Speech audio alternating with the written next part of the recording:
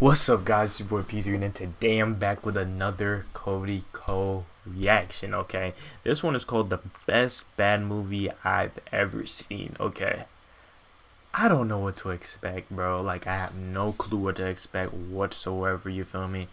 We'll see what happens here. Don't forget to leave a like on this video. Don't forget to subscribe to the channel if you're new.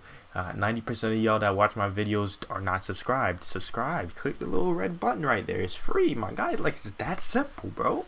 Like, come on, son. Alright? And comment down below. And lastly, share the video, okay? Do those 4 things, and it really, really, really helps out the channel. And I'll greatly appreciate it, okay? Now, without further ado, let's get straight into this reaction, my guy. Alright, so I had a lot of fun doing the Too Hot to Handle review, so I decided it's time for me to move on to the big screen and review a nice piece of cinema. And so I tweeted, what's the best, worst movie on Amazon Prime right now? And immediately, I had a bunch of people tweet me a movie called Velocipastor. And I read that title, Velocipastor, and I knew right away that I would be reviewing the shit out of this movie. Velocipastor. What do you think that's about? Take a stab. Monster What do you think? That's a pastor? A pastor that's also a velociraptor? You might be thinking? Yup. That's exactly what it's about. I mean, look at the fucking poster for this shit. How could I not review this movie? I read an article where the creator said that he tried to type velociraptor into his phone one time and it autocorrected to Velocipastor. How? And he looked at that and he said, that's a movie right there. Which, honestly, I commend, because finding inspiration in stupid shit is how I come up with, like, all of my ideas. I mean, I did a song about Harry Styles being a cat, for fuck's sake. Honestly, I think the best way for me to review this movie is just to go through everything that happens in the plot. Just so you get the idea of how absurd this piece of film really is. Actually, no, the best way for you to understand that is to watch it. Go watch it right now, end to end. Let it move you. And then come back and let's unpack it together. Velocipastor. It starts with the pastor. He's giving a sermon or whatever, you know, he's standing up at the church giving a speech. You know, I don't know. I haven't been to church that many times, but that, you know? And he goes outside afterwards and he sees his parents and he's like, "Oh, hi." And they're like, "Ah." And then he looks, we hear an explosion and he looks back and it just says VFX car on fire. And it goes back to him and he's like,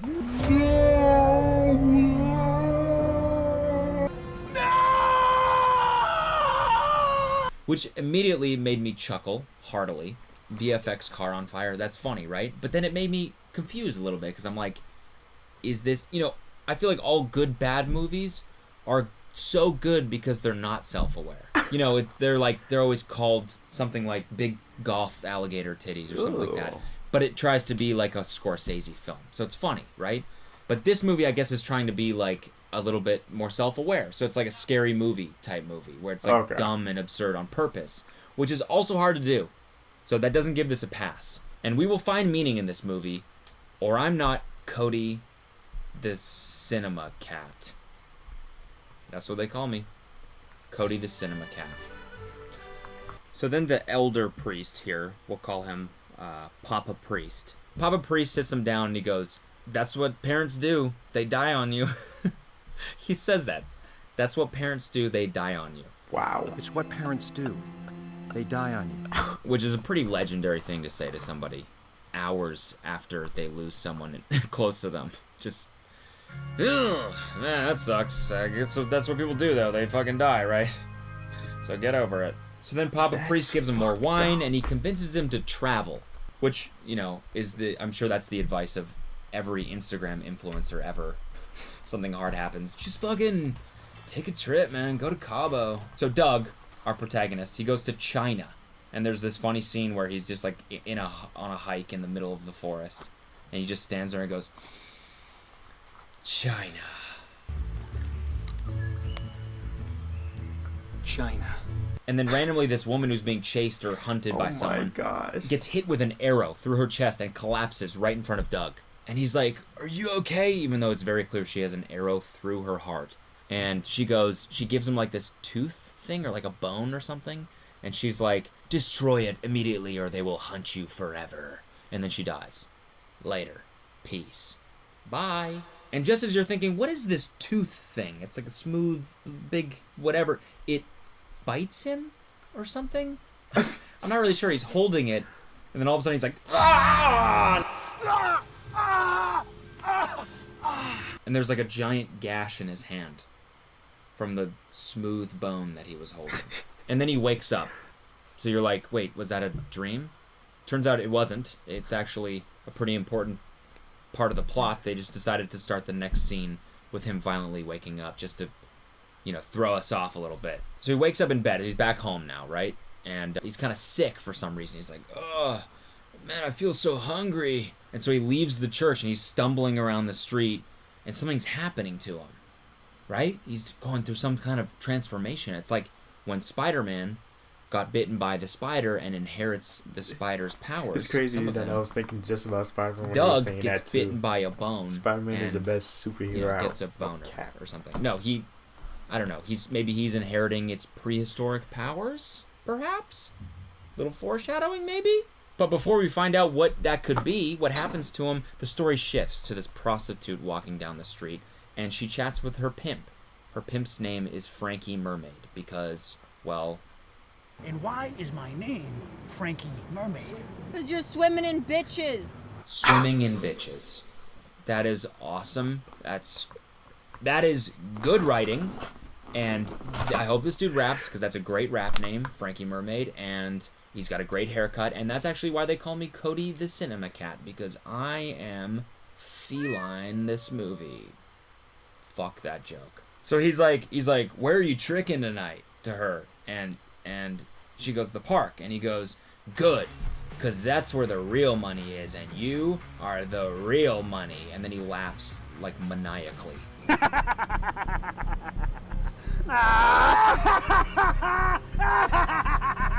And she gives him this like awful look, even though that I feel like that's kind of weirdly a compliment. I'm not sure. But then she goes, the next scene, we cut to the park where she says she's going to make real money, and there's nobody around. It's literally deserted. She's walking through a dark forest.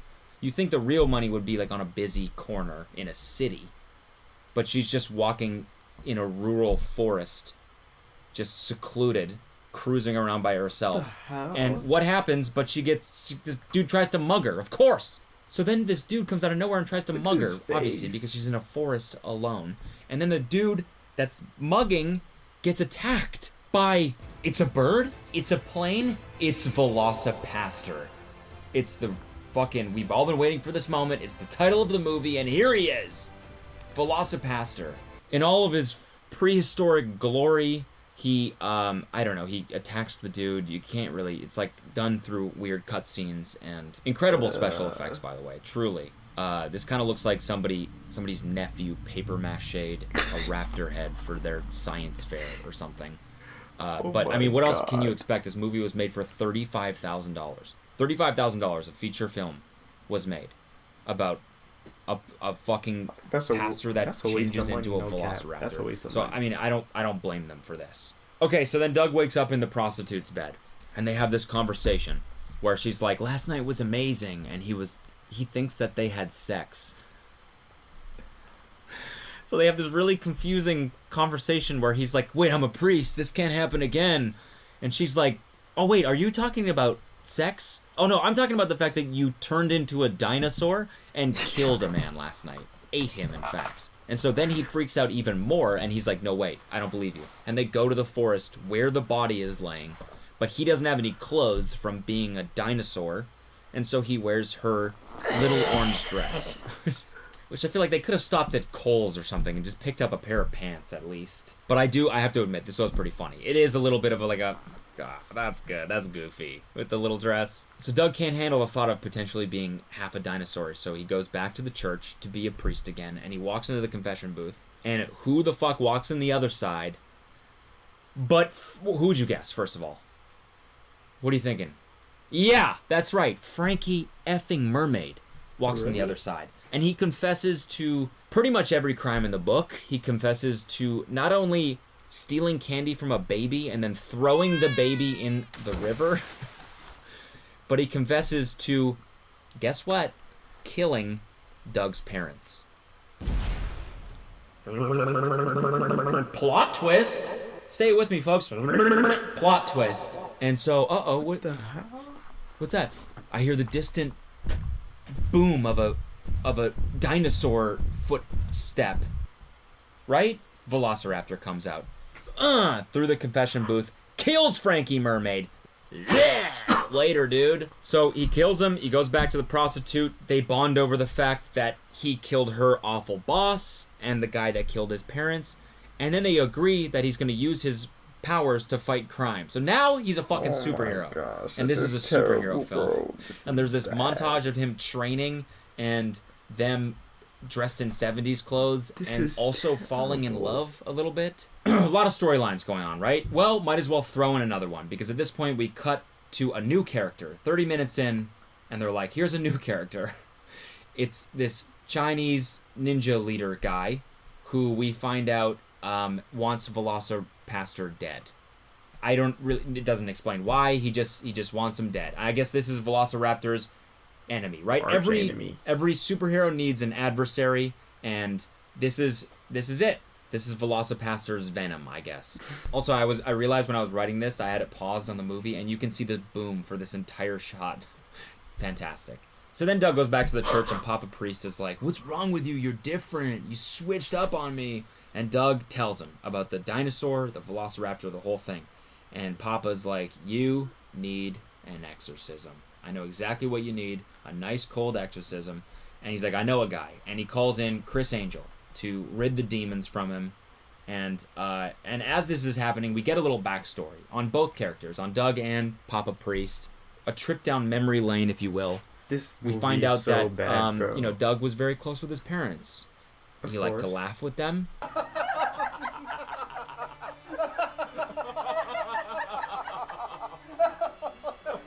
And we find out that Papa Priest was in a war of some sort. He fought for his country. And his friend, this all happens via flashback, okay?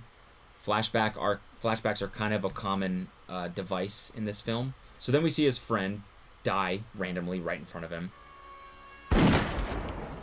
Holly! Holly! Holly! No! And he's still no, smoking. Ah! Holly! No! No! No! And then we see his wife, who he loves very deeply, show up on the battlefield right after his friend dies and run towards him, and she steps on a mine and she explodes, and he just gets this fucking awful pool of blood all over him.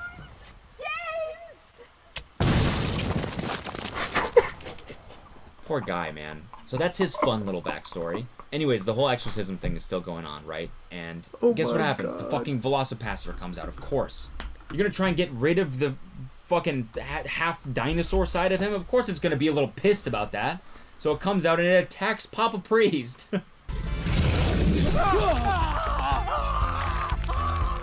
We learn this horrible backstory about him. We feel bad for him. We empathize, and then he just gets dunked on by the Toronto Raptors. So then Doug leaves, or the Raptor leaves, whatever. And on the way home, he gets attacked by ninjas because they're still trying to make this part of the story. I don't know where the fuck the ninjas come in all of a sudden.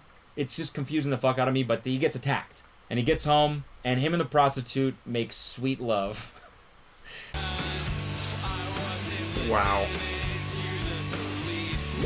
And then the ninjas come back. They followed him home and just decided to wait till the lovemaking session was over, and they attack them. And Doug and the prostitute, they win. But they're like, they're not going to stop. We have to go to the head ninja and fight him. So I feel like at this point we're building up to the crescendo of Act 2, which all takes place at the ninja leader's place. We cut there, and Papa Priest is there for some reason, and he wakes up. I don't know how he got there, but he wakes up there, and he's like, "Where am I? Where's Doug?" And the ninja leader tells him his plans of why he's even in the movie. Basically, his plan is to sell enough cocaine to the people that they get hooked on it, and then take away the cocaine supply so that they turn to religion, and the ninja can kind of start a cult through the priest. Right, makes sense. This all kind of feels like a very bizarre shroom trip, to be honest, but I am still enjoying it. I love the fact that the producer must have been high when you made near this, the end of the whoever movie, we finally creators. find out what the motivation of the enemy is. This is his plan. At the end of the movie, we find that out. Anyways, Papa Priest doesn't want to do it. He's like, "No, I don't want to convert the unwilling. I'm not open to that. It's against my, code of ethics, and I'm not gonna." And then he fucking dies. the ninja leader just kills him. So that's this guy's character arc. That's all it is he loses his friend and his girlfriend while he's fighting for his country. He consoles Doug when Doug loses his parents. He tries to help Doug when Doug is changing into a raptor. And then he gets killed because he doesn't want to start a ninja cult. Speaking of character arcs, we also have another little fun twist here. We find out that one of the main white dudes that works for the ninja leader is Doug's brother. And we go back to the flashbacks that we saw before, but they last a little bit longer. We get to see the end of them. And this guy is in them. Like, for example, in the car one, he just is in the trunk of the car. And then for the one in the kitchen, he's standing in the kitchen just being a reject, basically. He's a reject of his own family. So then Doug and his brother have this insane fight, and he kills his brother.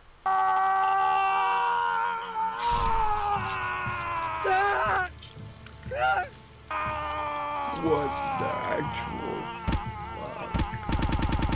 And I guess we're supposed to feel good about that? Again, it's like the person with the messed up backstory usually is the one that comes out on top, right? You're always cheering for the underdog. But in this case, we just get to watch them keep losing. So then the prostitute dies, and now he goes into full raptor mode. I don't know why he didn't before, but now he's really mad, and he goes into raptor mode. And then probably one of the best fight scenes in movie history happens. You know that scene in Lord of the Rings, that war scene that cost probably millions and millions of dollars of all the orcs and everything? This is fucking better than that. Easily. And this costs probably $10, this fight scene.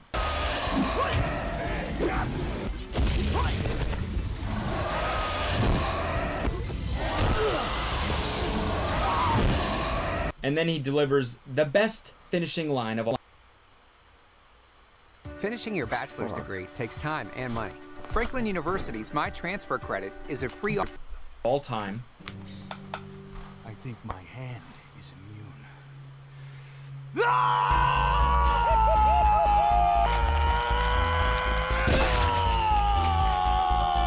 And he pulls off the fucker's head, just and it's just like hilarious screaming with a random Gandhi quote over top, and it's time for Act 3. Turns out Carol is actually alive. Carol, that's her name. She's actually alive. And the doctor that tells him that rips a cigarette in his own waiting room, and we're reassured that she's fine. She survived. They both did. The bad guys all died. And the movie ends by them deciding to go around the world and kill other ninja leaders.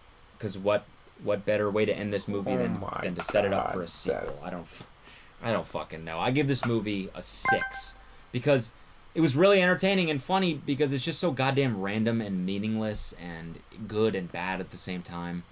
I feel like there just needs to be more of this, Give $30K to someone with zero movie making or writing experience at all and just see what they come up with. Just give someone 35 grand and some mushrooms and be like, go. Have a movie in 2 days. Okay, so what's the meaning? Cody the Cinema Cat. What is it? The meaning of this movie is, the lesson is, don't be a loser, I guess. Don't You always gotta win. Be the reject of your family. Don't be the less cool brother. And Christianity is bad or good. One of those two. And dinosaurs rule. And yeah, that's the lesson. Dinosaurs rule.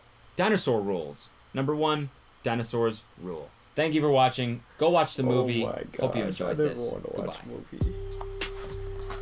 Alright guys, hopefully you enjoyed my reaction. I was just there listening because it's like a story time, you feel me? But it was just like, what the hell?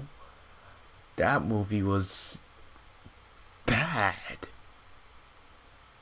But it's like when you get hooked into the storytelling, you just have to listen to the end because I just needed to know how it ended, you feel me? But hopefully you guys enjoyed the reaction. Don't forget to leave a like, comment, subscribe, share the video, do all that. And it's been your boy Peezy, guys. And I'm out, boy.